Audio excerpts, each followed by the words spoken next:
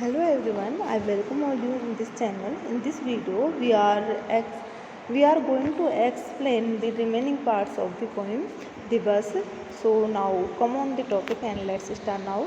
In the first second, in the first and second stanza, the poet describes the condition of the rickety bus of the state transport, and he describes that the condition of the bus is very bad condition, and also describes about the about the situation when the tarpaulin of the bus are whipping her elbow.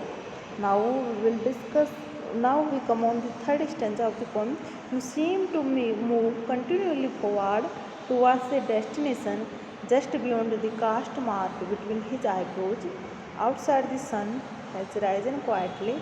It aims through an eyelet in the tarpaulin and shoots at the old man's glasses.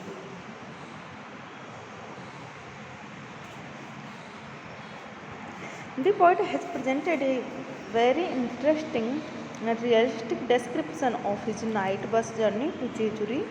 There are no transparent windows, panes of glass. In their place, tarpaulin has been buttoned down to the window. The passenger could not see the countryside during the entire journey.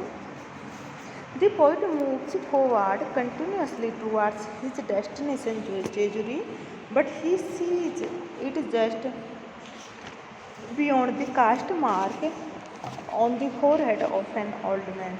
The sun has risen in the morning, but it can't be seen by the passengers. The sun rays pass through a very small hole in the tarpaulin and suddenly fall on the old man's spectacles. It is all because of the opaque tarpaulin through which the poet and other passengers can't see. A sort of a sort of sunbeams comes to a rest gently against the driver's right temple, then seems to change direction at the end of the bumpy ride with your own face on either side. When you get off the bus, you don't step inside the old man's head.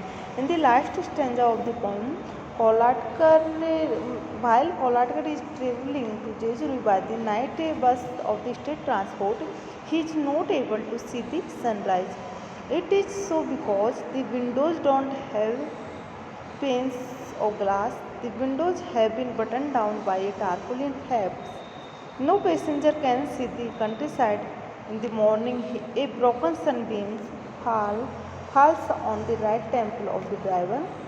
By that, the poet thinks that there has been a change, and of the bumpy bus ride, the poet first looks at both the sides of his face and then gets down, making sure that he does not step inside the old man's head. So this is the explanation of the poem. So there is so many characteristics of the poem. This poem has been written in 3 verse, hence it has no rhyme scheme. Moreover, Kolatkar does not begin each line with a capital letter. He writes the poem in everyday speech. In this poem, the poet also presented a very graphic description of his night bus journey to Jejuri.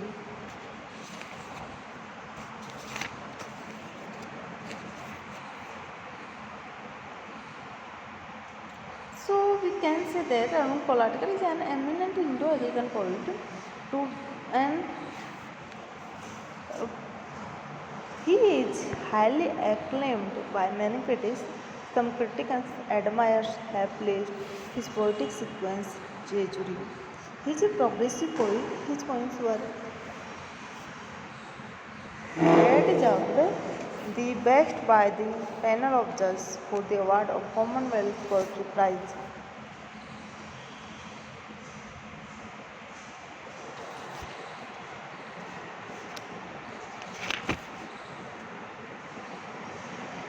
So we can say that the poet's description of the bus journey is very realistic and practical. We feel as if we are also traveling within the night bus of the street transport is very old and its windows are without glass panes. The impoverished has been done by buttering tarpaulin flaps down on the windows. The passengers have to suffer throughout the journey to Jejuri. A corner of the tarpaulin strikes the poet's elbow because of the cold wind. Such buses are common even today when the tarpaulin is not enough to save the passengers from cold wind. They can't have look at the countryside and the rising sun. Arun Kolatkar's poems are remarkable for the use of the everyday speech. So he is straightforward in expression. He does not begin each line of his poem with a capital letter, as is the usual practice. He writes his poems in three verses. There is no rhyme scheme in his poem. Thus, he is an innovator also. Thank you.